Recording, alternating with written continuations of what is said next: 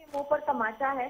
हर बार विपक्ष भ्रम फैलाने का काम करता है कि किसानों को भावांतर भरपाई योजना कभी नहीं मिलती, मुआवजा नहीं दिया जाता, सही उचित मूल्य नहीं दिया जाता। अब वंदन के लिए जो सम्मान राशि हमने निर्धारित की वो किनको मिलेगी, कब मिलेगी, इस तरह के प्रश्न उठाता रहता है।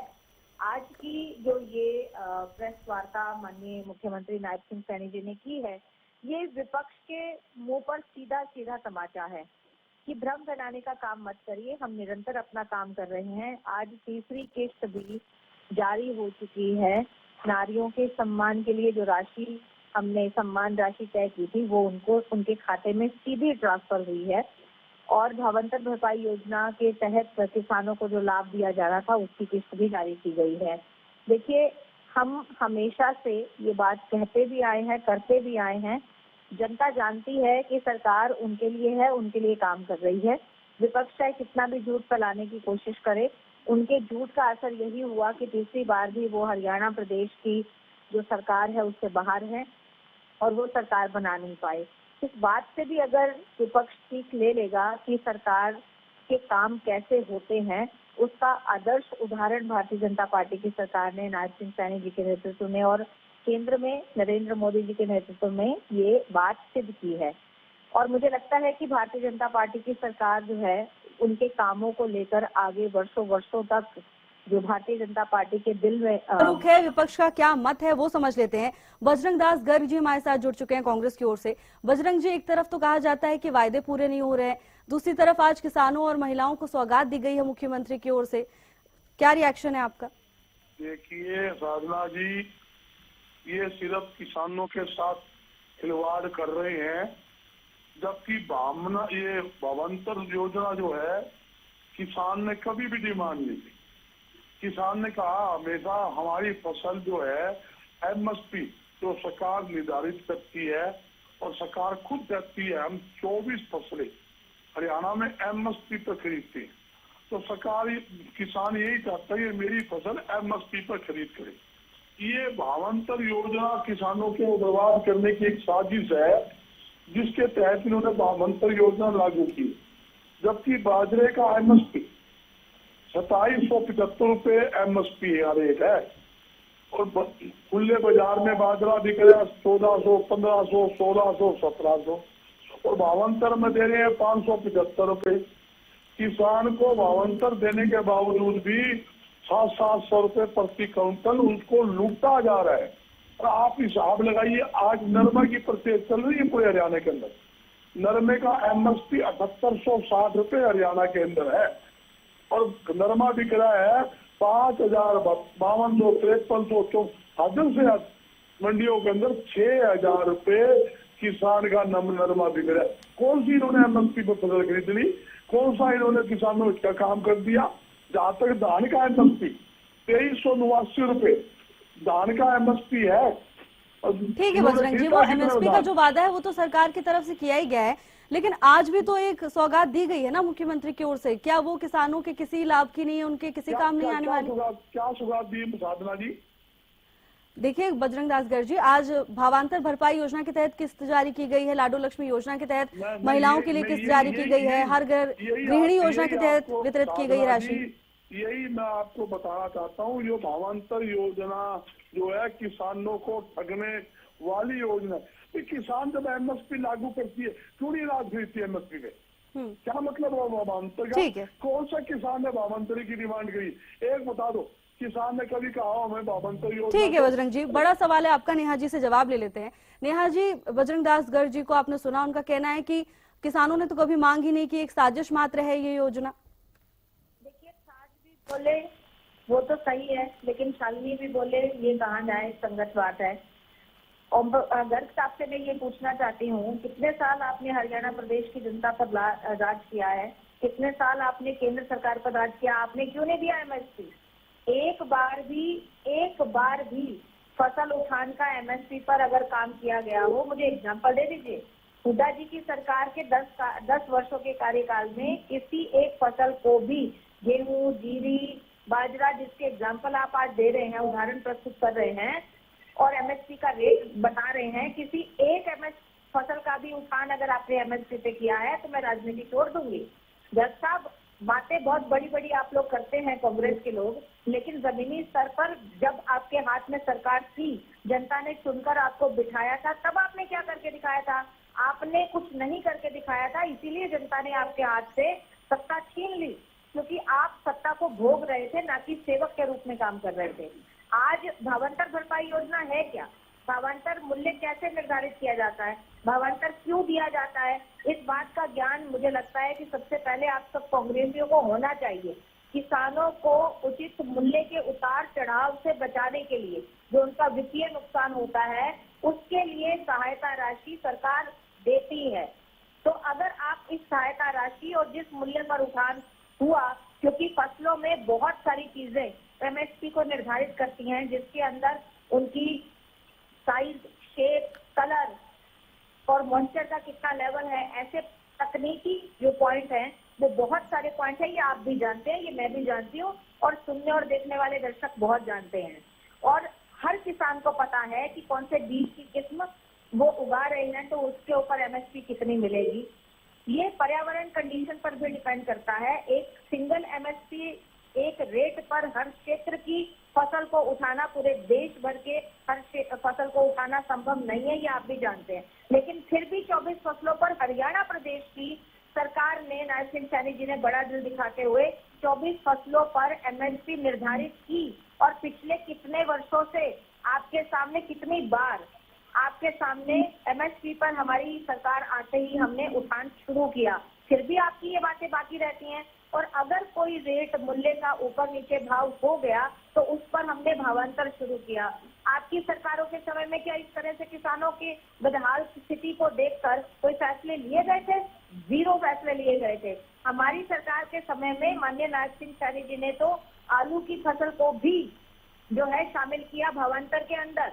आप लोगों के समय में टमाटर, आलू, प्याज के रेट जब इतने गिर जाया करते थे कि लागत मूल्य से भी नीचे जाते थे, तो लोग सड़कों पर उस फसल का को गिराकर प्रदर्शन करते थे। ये आपको भी याद है और मुझे भी याद है।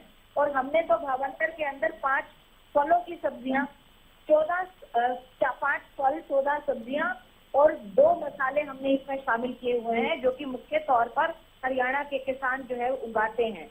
मुझे तो लगता है कि कुछ भी बात बोलने से पहले कांग्रेस के सभी कार्यकर्ताओं को, नेताओं को सोच लेना चाहिए, कंपैरिजन कर लेना चाहिए, अपने समय की तरफ ताक झांक कर लेनी चाहिए, फिर उंगली उठानी चाहिए दूसरी सरकार के प्रति और फिर आवाज उठानी चाहिए। हमने किसानों की चिंता करके भावांतर मूल्य निर्धारित किया और उनके जो वित्तीय सहायता है उनको दी, ताकि उनको नुकसान ना झेलना पड़े। ठीक है नेहा जी, स्पष्ट किया आपने भावांतर भरपाई योजना को। बजरंग जी, देखिए अभी तो उन्होंने बताया कि क्या कुछ उद्देश्य है योजना का, कैसे किसानों के लिए मददगार साबित होती है, लेकिन लाडू लक्ष्मी योजना की किस्त भी तो जारी की गई है। विपक्ष को उसका स्वागत तो करना चाहिए कम से कम। पहले मैं इनकी बात का जवाब दे दूं। जो नरमा 5,000 रुपए क्विंटल बिक रहा है, 7860 रुपए है, इसकी भावांतर आपने पैसे क्यों नहीं दी? धान की 2389 रुपए, 1700 रुपए में, 1600 में, 1500 में धान धुला, उसका आपने भावांतर नहीं दिया। बाजरे का भावांतर आना चाहिए 1300-1400 रुपए, आपने 575 रुपए देकर किसानों को ठगने का काम किया। आपने आलू की बात कर रहे हो, आलू आपके राज्य के अंदर आलू जगह लाडवा की मंडी पूरी एशिया की सबसे बड़ी मंडी है, वहां पर आलू पूछिए 1-1 रुपए किलो आलू रुल रहा है।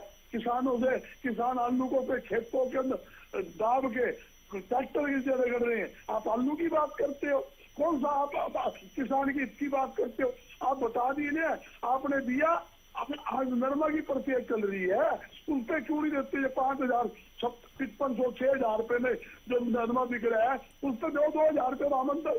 जब मैं मानू, जब आपने जो नरमा का इसकी लूट बचा रखी थी धान की, उसमें आपने कौन दिया? इस छापे मार रहे हो, इस कहते हैं अरबों रुपए घोटाला हो गया, फलाना अफसर खा गया, फलाना खा गया, फलाना मिलर खा गया। आपने उस टाइम क्या किया? उस टाइम लूट घुसूट करने की छूट दे दी और किसानों को लूट लिया, तो किसानों को वो तो लूट घुसूट हुई, उसके आप पैसे दे रहे हो? उसकी भावांतर योजना उसको दे रहे हो? नहीं दे रहे। तो ये समझाना चाहता हूँ, ये सिर्फ किसानों को ठगने की एक साजिश है, ये मामला है। अब आप आ जाओ लाडो योजना, लक्ष्मी लाडो योजना। लक्ष्मी लाडो योजना में क्या किया? इन्होंने जब घोषणा की थी, ये कहा था हरियाणा की हर महिलाओं को हम लक्ष्मी लाडो योजना का लाभ देंगे, पैसे देंगे। हर की बजाय इन्होंने आगे गरीब रेखा से नीचे उसको देंगे। क्यों नहीं दे रहे भाई? पहला कहते थे आई महीने देंगे, ये बोले हम आई क्वार्टरली देंगे। ये सरकार की एक योजना है, वोट लेने के लिए कुछ और बोलते हैं, हाथी के दांत खाने के और है, दिखाने की और है। जब आपकी इनकी घोषणा सुन लीजिए मुख्यमंत्री को, जो खुद कह रहे हरियाणा की हर महिलाओं को देंगे, तो हर महिलाओं को क्यों नहीं दे रहे भाई? इनका दिक्कत आ गई आपको। मगर ये जो लोग हैं सिर्फ वोट लेने का जनता को एक हथियार समझ रखा है। किसानों को बरगलाओ, मजदूरों को बरगलाओ, किसानों को बरगलाओ। हमने क्या किसानों के इसके अंदर हमने 1600 करोड़ रुपए के सरकार मंत्री बिजली के बिल माफ किए। हरियाणा के अंदर 2200 करोड़ रुपए कर्जा था 2005 के अंदर, पहली कलम से हमने 2200 करोड़ रुपए किसानों के कर्जे माफ किए और केंद्र सरकार के माध्यम से 72,000 करोड़ रुपए का कर्जा किसानों का पूरे देश के अंदर माफ करने का हमने काम किया। गरीबों के लिए 2 रुपए किलो हमने गेहूं, 3 रुपए किलो चावल हमने लागू की योजना, राशन डिपो के माध्यम से देते थे हर गरीब आदमी को, कोई किसान हो कोई हो। और तीसरी बात 20 रुपए किलो दाल देने की योजना हमने लागू की। ठीक है बजरंग जी, सभी सियासी दलों को लगता है कि हमसे बेहतर कोई नहीं है, लेकिन बहरहाल जो आपने सवाल, ठीक है बजरंग जी, जो आपने सवाल पूछा है उसका जवाब ले लेते हैं नेहा जी से। नेहा जी, जिस तरह से लाडू लक्ष्मी योजना के ढांचे में बदलाव किया गया, 1000 रुपए एफडी में जमा होगी, बाकी अकाउंट में आएगी, इसको लेकर विपक्ष कहीं ना कहीं सवाल खड़े करता है। और जो भी क्राइटेरिया, जो भी टर्म्स एंड कंडीशंस लगाए गए हैं, जो बदलाव किए गए हैं, उनको लेकर बड़े सवाल विपक्ष की ओर से उठाए जाते हैं। मैं इतनी बात कहना चाहूंगी कि ये सवाल मुझे लगता है कि हमें विपक्ष की बातों पर यकीन ना करके एक फील्ड सर्वे कराना चाहिए और उस फील्ड सर्वे में हर उस महिला से पूछना चाहिए, अलग अलग क्षेत्रों की महिलाओं से, अलग अलग जिले की महिलाओं से, कि जो लाडो लक्ष्मी योजना की पात्र महिलाएं हैं उनसे ये बात पूछनी चाहिए कि आपको ये मिल रहा है और इसमें अगर आपके खाते में कुछ अमाउंट जमा रहता है रिकरिंग डिपॉजिट के रूप में, तो क्या आपको इससे बेनिफिट है या नुकसान है, उनसे पूछना चाहिए। तो मुझे लगता है कि हम सही मायने में अपनी आज की इस डिबेट को सार्थक कर पाएंगे, क्योंकि गर्ग साहब एक ऐसे फील्ड से आते हैं, एक ऐसे इंस्टीट्यूशन से आते हैं, और गर्ग साहब का अपना जो वेल्थ है वो बहुत अच्छा है। मुझे लगता है कि वो उस बेटी की बात को, उस महिला की बात को नहीं सोच सकते और समझ सकते जो अपने घर की पाई जोड़ के चने के डिब्बे में, चावल के डिब्बे में, आटे में छिपाकर 5-5 रुपए रखती है, ताकि मंथ के एंड में उसके हाथ में कुछ इस तरह का अमाउंट बचा रहे जो शुरुआती दिनों में या मुश्किल के समय में उसको काम आएंगे। तो मैं कहूंगी कि उनसे आप फील्ड सर्वे कराएं और फिर हम एक दिन डिबेट करें और उस डिबेट में फिर हम गर्ग साहब और मैं बैठें। दूसरी बात मैं आपको ये कहना चाहूंगी कि जो भी कुछ बात अभी गर्ग साहब कह रहे हैं, मैं सिर्फ एक बात पूछ रही हूँ, आज तक मुझे उन बातों का जवाब नहीं मिला। जो कुछ भी किया हमारी सरकार ने, मेरे मुख्यमंत्री ने किया, चाहे वो लाडो लक्ष्मी योजना लेकर आए, कितनी ही महिलाओं के लिए लेकर आए, चाहे भावांतर भरपाई की हमने शुरुआत की, हम लेकर आए। आप लोगों ने क्या किया? एक जवाब तो दे दो।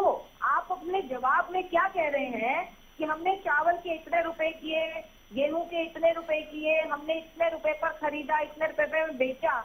इसका मतलब जो प्रश्न आप हम सारे पर जो एक लांछन लगाते रहते हैं कि 80 लाख गरीब बना दिए देश के अंदर, तो आप अपनी स्थिति जांचिए इस उत्तर के बाद कि आपने जो अभी बताया है कितने रुपए में आप बेचा करते और खरीदा करते, उस समय गरीबी कितनी थी?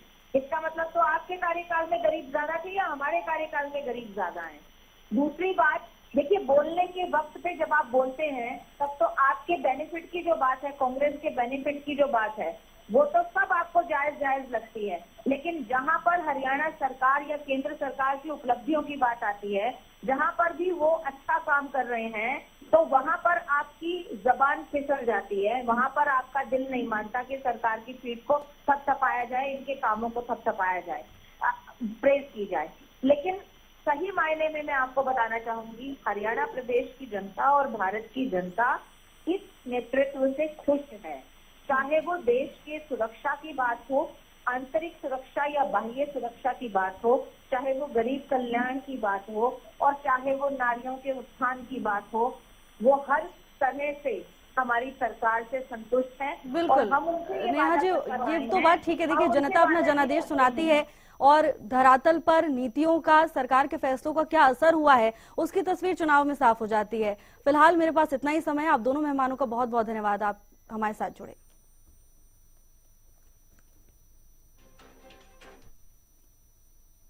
फिलहाल के लिए मेरे साथ बस इतना ही। आप देखते रहिए हरियाणा न्यूज। नमस्कार।